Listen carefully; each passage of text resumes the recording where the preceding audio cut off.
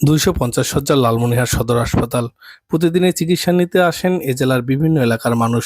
তবে জনবল সংকট এবং নানা সীমাবদ্ধতা রয়েছে এই হাসপাতালটিতে। এর মধ্যেই বিদ্যমান সুযোগ-সুবিধার সর্বোচ্চ ব্যবহার করে রোগীদের সেবার মান নিশ্চিত করার তাগিদ দিয়েছেন দুর্যোগ ব্যবস্থাপনা ও ত্রাণমন্ত্রী আসাদুল হাবিব দুলু।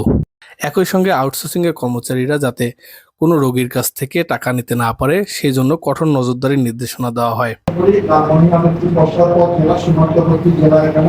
এখানে স্বাস্থ্যসেবা সূচক খুবই কম, সে কারণে 250 বেড হাসপাতাল অবকাঠামো হয়েছে, জনগণ কাঠামোর কোনো দেওয়া হয়নি।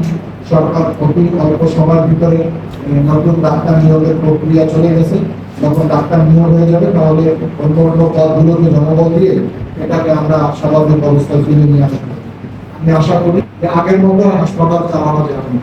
যতটুকু সম্পদ আছে তার সর্বোচ্চ ব্যবহার আমরা যেন করি, আমরা যেন ফাঁকি দেওয়ার চেষ্টা না করি। এটা নাই সেটা নাই, শুধু নাই না করে যতটুকু আছে ততটুকু করে। এ সময় হাসপাতালের তত্ত্বাবধায়ক আরশাদ হোসেন বলেন,